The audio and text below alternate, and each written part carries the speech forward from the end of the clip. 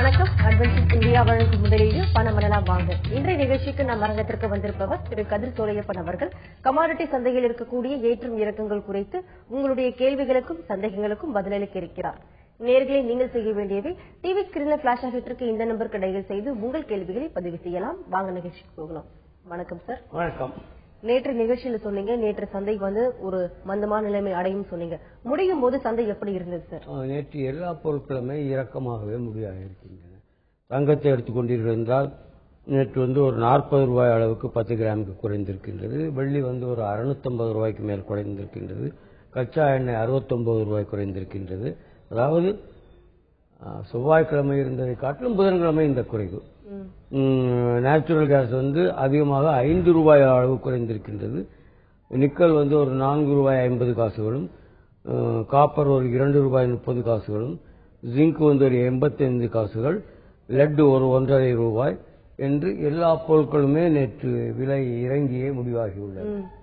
அதற்கு முக்கியமான காரணம் அமெரிக்காவிலிருந்து வந்துள்ள சில தகவல்கள் ஊக்கமளிப்பவையாக இருக்கின்றன. ஒருபுறம் சீன பொருளாதாரம் சீனமடைந்து வருகின்றது, ஆனால் அமெரிக்க பொருளாதாரம் மேம்பட்டு வருகின்றது. ஆக எதிர்பார்த்த அளவுக்கு அமெரிக்க பொருளாதாரம் இருக்கின்ற காரணத்தினாலே அந்த டாலர் உறுதிப்பட்டுள்ளது, அமெரிக்க நாணயமான டாலர். அதன் அடிப்படையிலேயே இந்த பொருட்களின் விலையெல்லாம் நேற்று இறங்கி இருக்கின்றன. இந்தியாவை பொறுத்தவரை இந்த நம்முடைய ரூபாயின் மதிப்பு நேற்று கொஞ்சம் உறுதியானது. அந்த இடைவெளி காரணமாகத்தான் இன்று நேற்று விலைகள் எல்லாமே இறங்குமுகமாக இருக்கின்றன. இன்றைய நிலவரம் என்று எடுத்துக்கொண்டால் கூட சற்று விலைகள் எல்லாம் சிறிது உயர்வதற்கான வாய்ப்பு இருக்கின்றது. இந்திய சந்தையிலே அதாவது டாலர் கணக்கிலே விலை உயர்வதற்கு வாய்ப்பில்லை என்றாலும் இந்திய சந்தையிலே கூடுதலான விலையை காண்பிக்கும். ஏனென்று கேட்டால் ரூபாய் இன்று சரிவதற்கான வாய்ப்பே இருக்கின்றது. அதாவது ஒரு டாலருக்கு நிகராக கொடுக்க வேண்டிய இந்த ரூபாயின் அளவு 25 காசுகள் வரை அதிகரிக்க வாய்ப்புள்ளது. அந்த 25-30 காசுகள் அதிகரிக்குமேயானால் அந்த அளவிற்கு இந்த டாலருக்கு நாம் கொடுக்க வேண்டிய தொகை கூடுதலாகின்றது. அதனால் டாலர் கணக்கு உள்ள விலை இந்திய ரூபாய் கணக்கிற்கு மாற்றும் பொழுது இங்கு பொருள்கள் எல்லாம் சிறிது ஏறத் தொடங்கும். அதனால இன்று வாணிபம் செய்பவர்கள் ரூபாயின் மதிப்பை கவனித்துக் கொள்ள வேண்டும். அதற்கேற்ப தங்களுடைய வாணிப முறைகளை அமைத்துக் கொள்ள வேண்டும். சார், நீங்க சொன்னீங்க நேற்று அமெரிக்கால வெளிவந்த தகவல்கள்னால நேற்று மந்த நிலைமை அடைய காரணம் சொன்னீங்க. அதை தவிர்த்து வேற என்ன செய்திகள்? மந்த நிலைமைக்கு காரணம் அமெரிக்க தகவல்கள் அல்ல, சீன தகவல்கள் தான் மந்த நிலைமைக்கு காரணம். சீனாவிலே கன்சியூமர் பிரைஸ் இண்டெக்ஸ் என்று சொல்லக்கூடியது, அடுத்தது இண்டஸ்ட்ரியல் ப்ரொடக்ஷன் இண்டெக்ஸ் என்று சொல்லக்கூடியது, இவைகளை எல்லாம் ஊக்கமளிப்பதாக இல்லை. இது கொஞ்சம் பின்னோக்கியே இருக்கின்றது. இதன் காரணமாக உலக அளவிலே பெரிய அளவிலே மூலப்பொருட்களை பயன்படுத்துகிற நாடாக சீனா இருப்பதன் காரணமாக அங்கு தொழில் உற்பத்தி பாதிக்கப்பட்டிருக்கும் பொழுது விலைகள் இறங்குவது இயற்கையே ஒன்று. இரண்டாவதாக அங்கே இந்த இன்ஃபிளேஷனை பணவீக்கத்தை கட்டுப்படுத்துவதற்காக வங்கிகள் பணப்புழக்கத்தை குறைப்பதற்கான, அதாவது கேஷ் கிரன்ச் என்று சொல்வார்கள், அந்த அடிப்படையிலே அந்த அரசாங்கம் சில நடவடிக்கைகளையும் எடுத்துள்ளது. இதன் காரணமாகவே உலக அரங்கில் இந்த பொருட்களின் விலைகள் இறங்கி இருக்கின்றன. இதே நிலைமை இன்னும் 2 நாட்களுக்கு கூட தொடரலாம். அதன் பின்னர் வரும் செய்திகளை பொறுத்து விலைகள் மாறுமா மாறாதா என்பதை கண்டறிய தொடர்ந்து பேசலாம். சார், ஒரு நேர் லைன்ல இருக்காங்க. வணக்கம் சங்கீதா. மேடம், நான் சார் கிட்ட பேசணும். பேசலாம் சங்கீதா. வணக்கம் சார். வணக்கம், சொல்லுங்க. நான் முந்தானத்து பை கால் வந்திருந்தது. நேச்சுரல் கேஸ்க்கு 480 வரைக்கும் டச் ஆகிறதுக்கு பாசிபிலிட்டிஸ் இருக்கு சொல்லியிருந்தாங்க. சோ நான் 473.50க்கு பை பண்ணி வச்சிருந்தேன். இது காப்பரா? இல்ல நேச்சுரல் கேஸ். நேச்சுரல் கேஸ் எங்க இருக்கு? 400 ரூபாய் எல்லாம் 269 200. அதான் நல்ல நேத்து இது குறைஞ்சிருது இல்லையா? நேத்து ஆக்சுவலா நேத்து 66 266 வரைக்கும் குறைஞ்சிருது இல்ல? ஆமா. அது ஆக்சுவலா மிந்தா நேத்து 74.50 இருந்ததுல இருந்து நேத்து எல்லாரும் என்ன சொல்லியிருந்தாங்க? முந்தா நேத்து மார்க்கெட் படி பாத்தீங்கன்னா பை கால் தான் சொல்லியிருந்தாங்க. எல்லாரும் பை பண்ணா 280 வரைக்கும் டச் ஆகுங்கிற மாதிரி சொல்லியிருந்தாங்க. சோ அது திடீர்னு பாத்தீங்கன்னா நேத்தெல்லாம் அந்த அதே 66ல இருந்து 70க்குள்ளேயே சுத்திட்டு இருந்தது. திருப்பி இப்ப நேத்து நைட் க்ளோஸ் ஆகும்போது இன்னுமே கம்மியாயிடுது. சோ இன்னியோட நிலவரம் எப்படி? நேச்சுரல் கேஸ் க்ளோஸ் பண்ணிட்டு வெளில வந்துடலாமா இல்ல வெயிட் பண்ணலாமா? ஆமா, நான் நேச்சுரல் கேஸை பத்தி ஒவ்வொரு நிகழ்ச்சியிலும் சொல்லி வருகின்றேன். அது இன்ட்ராடேக்கு ஏற்ற பொருளாக இருக்கிறதே தவிர அதனை எடுத்து வைத்து வாணியம் செய்வதற்கு ஏற்ற பொருளாக இல்லை. நார்மலாக நேற்று இயற்கை எரிவாயுடைய விலை ஏறித்தான் இருக்க வேண்டும். ஆனால் இந்திய ரூபாயின் மதிப்பு உறுதிப்பட்டதன் காரணமாக அது ஒரு 5 ரூபாய் அளவிற்கு செவ்வாய்க்கிழமை இருந்ததை காட்டிலும் புதன்கிழமை விலை இறங்கி இருக்கின்றது. ஒன்று. இரண்டாவதாக நேச்சுரல் கேஸ் உற்பத்தி அதிகமாக இருக்கின்றது. அது 80 ரூபாய் வரைக்கும் செல்வதற்கான வாய்ப்பு எப்படி சொன்னாங்க, அமெரிக்காவிலே பல பகுதிகளிலே உறைபனி, அதாவது அங்க தட்பவெப்ப நிலை வந்து -38 டிகிரி எல்லாம், சில இடங்களில் -51 டிகிரி எல்லாம் இருந்திருக்கின்றன. சாலைகளில் எல்லாம் 3 அடிக்கு பனிக்கட்டிகளாக இருக்கின்றது. அதனால இந்த நேச்சுரல் கேஸுக்கான தேவை அதிகரிக்கலாம் என்ற அடிப்படையிலே அந்த அனுமானங்கள் சொல்லப்பட்டிருக்கின்றது. அதனால நீங்கள் வந்து நேச்சுரல் கேஸில் ஈடுபடுவதால் இன்று இருக்கின்றதை வைத்துக் கொள்ளலாமா விட்டு விடலாமா என்றால் இன்று சற்று உயர்வதற்கான வாய்ப்பு உண்டு. ஆக நீங்க வந்து இந்த 265 என்ற நிலைமைக்கு கிடைத்தால் இன்னொரு லாட் வாங்கி நீங்கள் சராசரி செய்து கொள்ளலாம். ஆக அது வந்து ஒரு 4 ரூபாய் 3 ரூபாய் ஏறும் பொழுது வெளிவந்து விடலாம். இரண்டாவதாக நேச்சுரல் கேஸை தினசரி வாணிபத்திற்கு மட்டும் பயன்படுத்திக் கொள்ளுங்கள். இன்று காலையிலேயே சந்தை திறக்கும் பொழுதே 5-6 ரூபாய் ஏறிவிட்டது என்றால் தைரியமாக நீங்கள் விற்று வைக்கலாம். அது 2-3 ரூபாய் இறங்கும் பொழுது வெளிவந்து விடலாம். அப்பாறு இல்லாமல் சந்தை தொடங்கும் பொழுது அது இறங்கி இருக்கிறது என்றால் நீங்கள் வாங்கி வைத்துக் கொள்ளலாம். 2-3 ரூபாய் ஏறும் பொழுது வெளிவந்து விடலாம். அது இந்த இலக்கை எட்டும் இந்த இலக்கை எட்டாது என்பதெல்லாம் அவ்வளவு சரியாக யாராலும் கணித்து கூற முடியாது. இவைகளெல்லாம் அனுமானத்தின் அடிப்படையிலே அமைந்ததுதானே தவிர உறுதியான தகவல்களின் அடிப்படையாக இல்லை. என்றால் புதிதாக வரும் தகவல்கள் சந்தையின் போக்கை பாதிக்கலாம். அதனால் நேச்சுரல் கேஸில் தினசரி வாணிபத்திற்கு மட்டும் பயன்படுத்திக் கொள்ளுங்கள். தொடர்ந்து பேசலாம் சார். நெக்ஸ்ட் காலர் லைன்ல இருக்காங்க. வணக்கம் ராஜு. வணக்கம் மேடம், நான் சார் பேசலாம். சார் வணக்கம் சார். வணக்கம், சொல்லுங்க. சார் இது நிக்கல் பை பண்ணி வச்சிருக்கேன் சார், பிப்ரவரி லாட்டு. அது எப்படி சார் டவுன் ஆயிட்டே போயிட்டு இருக்கு, ஏறுங்க. லாஸ்ட் வீக் வந்து உங்களுடைய மீட்டிங் வந்து பை பண்ணி வைங்கன்னு சொன்னீங்க, அதான் இன்னும் டவுன் ஆயிட்டே இருக்கு. அதான் சார் அதை பத்தி இல்ல, நான் நேற்று சொன்னது எல்லா பொருள்களுக்குமே இறங்கும் என்றுதான் நேற்றைய தகவல் சொன்னேன். ஆனால் நீண்ட நாட்கள் அடிப்படையிலே நிக்கல் வாங்கலாம், காப்பர் வாங்கலாம் என்று சொன்னேன். அது இப்பொழுதும் ஒன்று மோசமில்லை. ஏனென்றால் சீனாவில் இருந்து வருகின்ற தகவல்கள் அவ்வளவு உற்சாகமளிப்பதாக இல்லை. அங்கே பணப்புழக்கம் குறைகிறது, தொழில் உற்பத்தி குறைகின்றது, மக்களுடைய வாங்கும் அளவு, அதாவது கன்சியூமர் பிரைஸ் இண்டெக்ஸ் குறைகிறது. இவையெல்லாம் நேற்று வந்த தகவல்கள். அந்த அடிப்படையிலேயே இந்த விலை இறக்கம் ஏற்பட்டிருக்கின்றது. ஆக இது வந்து மீண்டும் 880 890 வரை செல்வதற்கான வாய்ப்பு உண்டு. ஆனால் உடனே செல்லும் என்று எதிர்பார்க்க இயலாது.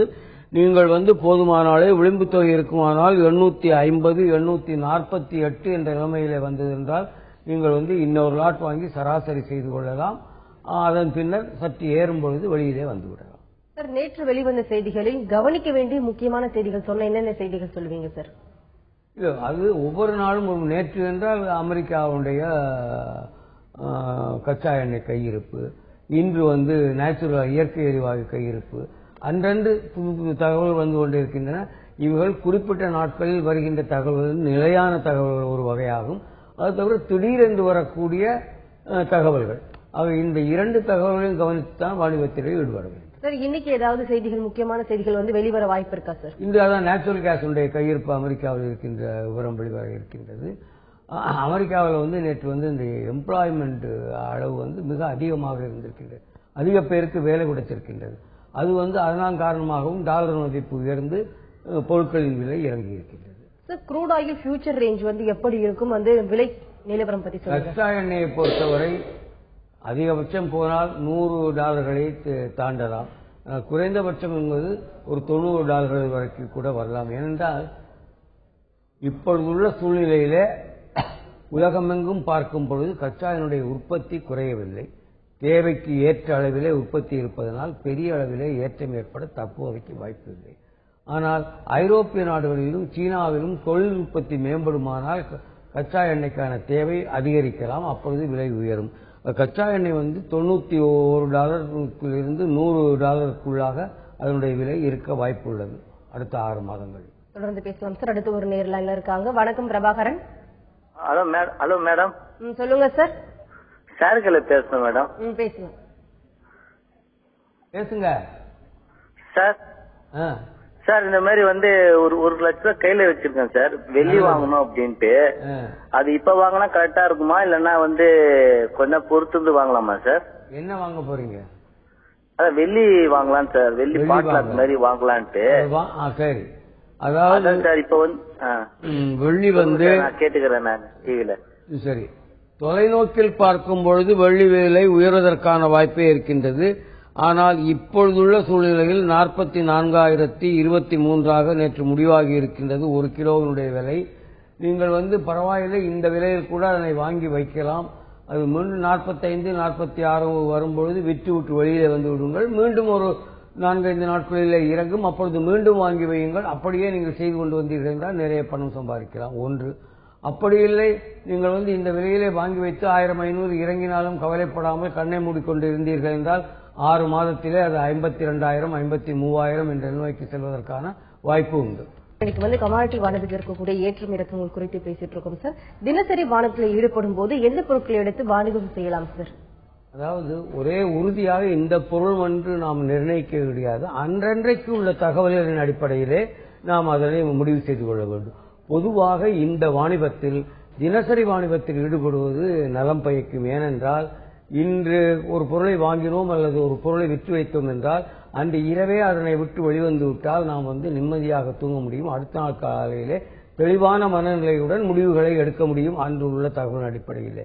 அதனால் தினசரி வாணிபம் எடுத்துக்கொண்டால் என்னை பொறுத்தவரை காப்பரும் நேச்சுரல் கேஸும் கை கொடுக்கும். ஓரளவு தங்கத்திலும் தினசரி வாணிபத்தில் உள்ள பொதுவாக எல்லா பொருட்களுக்குமே தினசரி வாணிபம் தான் நல்லது என்று நான் நினைக்கின்றேன். சார், இந்த வாரத்தில் நடக்கக்கூடிய முக்கியமான ஈவென்ட்ஸ் ஏதாவது இருக்கா? இந்த வரும் சனிக்கிழமை அன்று கோவையிலே பீளமேடு பகுதியிலே பழைய சாந்தி தியேட்டர் எதிரிலே சூனா கல்யாணம் அருகிலே உள்ள அட்வென்ச்சர்ஸ் இந்தியா அலுவலகத்திலே என்னுடைய நிகழ்ச்சி இருக்கின்றது. அதில் அந்த பகுதியில் உள்ள மக்கள் அதில் கலந்து கொள்ளலாம். அவர்களுக்கு அது பயனுள்ளதாக இருக்கும். அவர்களுடைய ஐயப்பாடுகளை நேரடியாக தீர்த்து கொள்ள இயலும். ஒன்று. இரண்டாவதாக ஒவ்வொரு சனிக்கிழமை காலையிலும் எங்களுடைய தலைமை அலுவலகம் 76 கோடம்பாக்கம் நெடுஞ்சாலை நுங்கம்பாக்கம் வள்ளுவர் கோட்டம் அருகே உள்ளது. அங்கே காலை 10:30 மணி முதல் 1:30 மணி வரை இலவச பயிற்சி வகுப்புகள் எந்த கட்டணமும் இல்லாமல் நடைபெறும். அதுக்கு முன்பதிவு செய்து கொள்ள வேண்டியது அவசியம். இந்த தொலைக்காட்சியில் வருகின்ற தொலைபேசி எண்களில் தொடர்பு கொண்டு முன்பதிவு செய்து கொள்ளலாம். மேலும் பேசலாம் சார். அடுத்து ஒரு நேர்ல இருக்காங்க. வணக்கம் ஆதிக். சொல்லுங்க சார், உங்க சந்தேகங்களை கேட்கலாம். இன்னைக்கு சில்வரோட இன்ட்ராடே ரேஞ்ச் மட்டும் எனக்கு தெரியணும். நீங்க என்ன வாங்கி வச்சிருக்கீங்களா வித்து வைத்திருக்கிறீங்களா? சார் வித்து வச்சிருக்கீங்க சார். வித்து வச்சிருக்கிறீங்க. அதாவது நேற்று உச்ச விலையாக 44,489 இருந்திருக்கின்றது. குறைந்த விலையாக 43,600 இருந்திருக்கின்றது. ஆக இன்று சற்று ஏறுவதற்கான வாய்ப்பு உண்டு. ஒரு 200-300 ரூபாய் சில்வரை பொறுத்தவரை உயர்வதற்கான வாய்ப்பு உண்டு. ரேஞ்ச் என்று எடுத்துக்கொண்டீர்கள் என்றால் 43,800 44,500 இருக்கலாம். சார், பிரான்சைசி தொடங்குவதற்கு நம்ம என்ன செய்யணும் சார்? அதாவது பலரும் வாடிக்கையாளர்களாக தங்களுடைய பணத்தை போட்டு வாணிபம் செய்கின்றார்கள். பிரான்சைசி என்பது ஒரு அட்வென்ச்சர்ஸ் இந்தியாவுடைய துணைத்தரகராக மாறுவதுதான். அந்த துணைத்தரகராக மாறுவதற்கு நல்ல ஒரு எந்த ஊரில் வேண்டுமானாலும் அவர்கள் தொடங்கலாம். அதில் முதலீடும் குறைவான முதலீட்டில் நிறைய லாபம் பெற வழி உண்டு. ஆனால் அவர்களுக்கு தகுதி என்ன என்றால் ஒரு 10-15 கிளையண்டுகளை வாடிக்கையாளர்கள் சேர்க்கக்கூடிய தகுதி இருந்தால் போதுமானது. முதலீடு என்பது ஒரு 1.5 லட்சம் முதல் 2 லட்சம் ரூபாய் வரும். அதாவது ஒரு 300 சதுர அடி உள்ள இடம், ஒரு தரைத்தளமோ முதல் தளமோ வேண்டும். அது தவிர மக்கள் எளிதில் வந்து போகக்கூடிய இடமாக இருப்பது நல்லது. ஒரு 2 கணினிகள், ஒரு 10 சேர்கள் இவைகள் இருந்தால் போதுமானது. அவர்கள் ஒரு தொடங்கி விடலாம். அதற்கு ஒரு சிறு தொகையை டெபாசிட்டாக செலுத்த வேண்டியிருக்கும். அது திரும்ப பெறக்கூடிய டெபாசிட். இந்த இதோட வாணிபம் செய்தார்கள் என்றால் பெரிய அளவில் லாபத்துவதற்கு வாய்ப்பு உண்டு. இந்த பிரான்சைசி அதாவது கிளைகள் இல்லாத ஊர்களிலே கிளைகள் தொடங்க விரும்புவார்கள். தொலைக்காட்சியில் வருகின்ற தொலைபேசி எண்களுக்கு தொடர்பு கொண்டு முழு விவரங்களை தெரிந்து கொள்ளலாம். சரி, இன்று எந்த பொருட்களை வாணிபம் செய்யலாம் சார் எடுத்து? நான் வழக்கம் போல சொல்வது போல் காப்பர் மற்றும் இதுதான் நேச்சுரல் கேஸ் தான் இன்று வாணிபம் செய்வதற்கு ஏற்ற பொருளாக எனக்கு படுகின்றது. இன்று நாம் சொல்கின்ற தகவல்கள் எல்லாம் அரங்கத்திற்குள் நான் வரும்பொழுது இருக்கின்ற தகவலின் அடிப்படையிலே தான் இந்த ஆலோசனைகள் வழங்கப்படுகின்றன. அதனால நேயர்கள் என்ன செய்ய வேண்டும் என்றால், சந்தை திறக்கும் பொழுது அப்பொழுது வரக்கூடிய தகவல்களையும் வைத்துக் கொண்டு அதற்கேற்ப தங்களுடைய முடிவுகளை மாற்றிக்கொண்டு செயல்பட வேண்டிய அல்லாவது இந்த நிகழ்ச்சியில் சொல்வ தகவல்களை மட்டும் அடிப்படையாக வைத்துக் கொண்டு வாணிபம் செய்யக்கூடாது என்றால் நொடிக்கு நொடி விலைகளும் மாறும், நொடிக்கு நொடிக்கு புதிய தகவல்களும் வரக்கூடிய வாய்ப்பு உண்டு. ஆக தகவல்களையும் அடிப்படையாக கொண்டு தங்களுடைய முடிவுகளை எடுத்துக்கொள்ள வேண்டும். மேலும் பேசலாம் சார். நெக்ஸ்ட் காலர் லைன்ல இருக்காங்க. வணக்கம். வணக்கம் மேடம், நான் கோவையில இருந்து மோகன் பேசுறேங்க. சொல்லுங்க மோகன், உங்கள் சந்தேகங்களை கேளுங்க. சார் வணக்கம் சார். வணக்கம், சொல்லுங்க சார். பாத்தீங்கன்னா உங்களுடைய அதாவது உங்களுக்கு தொடர்பு கொள்ளணும், இந்த நம்பர்ல தொடர்பு கொள்ளலாம் சொல்றீங்க சார். பாத்தீங்கன்னா முக்கியமானவங்க நாங்க யாருக்கிட்டையும் பேச முடியறது இல்ல சார். இப்ப பாத்தீங்கன்னா எனக்கு ஒரு அக்கௌண்ட் ஓபன் பண்றதுக்காக பாத்தீங்கன்னா கைரேகை வச்சு இந்த அக்கௌண்ட் ஓபன் பண்ண முடியாது, ட்ரேடிங் அக்கௌண்ட் அப்படிங்கிற மாதிரி ரிஜெக்ட் பண்ண பாக்குறாங்க சார். இதுக்கு என்ன காரணம் சார்? அக்கௌண்ட் ஒரு பேங்க்லயே ஒரு ரேகையை வச்சுதான் நான் யூஸ் பண்ணிட்டு இருக்கேன். அப்படி இருக்கிற பட்சத்துல எதுக்காக சார் சைன் இல்லைன்னா பண்ண முடியாது அப்படிங்கிற ஒரு பிரச்சனையை இதுல ஆட் பண்றீங்க அப்படிங்கறது கொஞ்சம் தெரிஞ்சுக்கலாங்களா சார்? நானு தேங்க்யூ சார். எந்த நிறுவனத்தில இந்த மாதிரி சொல்லியிருக்காங்க? உங்களுடைய நிறுவனத்துல தான் சார் நான் பேசியிருக்கேன் சார். கோயம்புத்தூர்ல இருந்து பேசுறேங்க நானு. சரி, என்ன செய்யுங்க, அதாவது அது எக்ஸ்சேஞ்சினுடைய விதிகளாக நாங்கள் மீற முடியாது. இந்த வாணிபம் முழுக்க முழுக்க மத்திய அரசாங்கத்தின் எஃப்எம்சியினுடைய ஃபார்வர்ட் மார்க்கெட் கமிஷன் கட்டுப்பாட்டில் உள்ள வாணிபமாகும். அதனால அவர்கள் ஏதேனும் விதிகளை ஏற்படுத்தி இருந்தால் அதை நாங்கள் மீறி செயல்பட முடியாது. இருந்தாலும் ஒரு 11:30 மணி அளவிலே நீங்கள் என்னை தொடர்பு கொள்ளுங்கள் தொலைபேசியிலே. இது பற்றி விளக்கம் தெரிந்து உங்களுக்கு தகவல் தருகின்றேன். மேலும் பேசலாம் சார். நெக்ஸ்ட் காலர் லைன்ல இருக்காங்க. வணக்கம் மேடம். வணக்கம், மீரான் பேசுறேன், சென்னை. மேடம், எனக்கு ரெண்டு கேள்வி இருக்கு. ஒன்னு சென்னையில கமாடிட்டிக்கு ஸ்டாம்ப் டியூட்டி சார்ஜஸ் எவ்வளோ?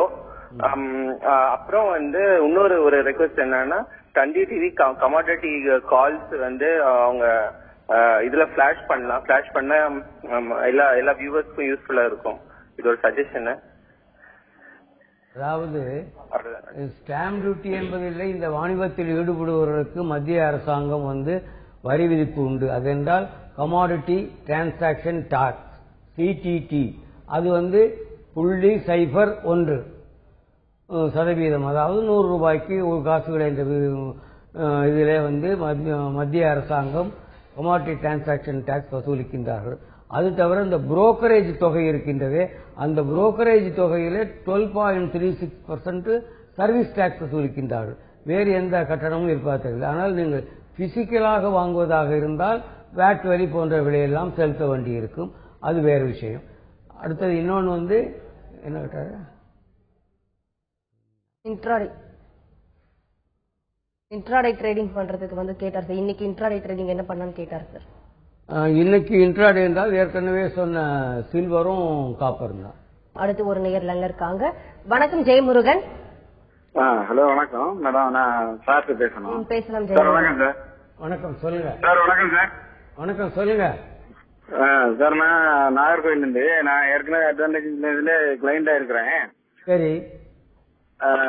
கரன்சி தனியாட்டு கிளாஸ் எடுத்தீங்களா சார்? சரி. நார்மல் பக்கம் வருவீங்களா கரன்சிக்கு? நீங்க கரன்சி வாணிபம் செய்ய விரும்புறீங்களா? செய்துட்டு இருக்கிறேன். அதை பத்தி கொஞ்சம் கூட அறிகிறதுக்காக கேக்குறேன். ஜெயமுருகன், இன்னைக்கு கமாடிட்டி வாணிபம் பத்தி பேச. கரன்சியை பத்தி நீங்கள் கேளுங்க, தவறாயில்லை. எங்கள் அலுவலகத்திலேயே கரன்சி வாணிபம் நடைபெற்றுக் கொண்டிருக்கின்றது. கரன்சி வாணிபத்தில் குறைந்த முதலீட்டு போருமானது லாபமோ நட்டமோ குறைவாகத்தான் வரும். அதனால கொஞ்சம் பெரிய வித்தியாசம் இருக்காது. இப்பொழுது ரூபாய் ஏற்ற இறக்கம் என்பது, அதாவது 4 பொருட்களிலே தான் உங்களுக்கு மத்திய அரசாங்கம் கரன்சி வாணிபத்தை அனுமதித்துள்ளார்கள். அவைகள் ஒன்று அமெரிக்க டாலர், 2வது யூரோ, 3வது பிரிட்டிஷ் பவுண்ட், 4வது ஜப்பான் யென். இந்த 4 பொருட்களில் US டாலரில் மட்டுமே வாணிபம் செய்து சிறந்ததாகும்.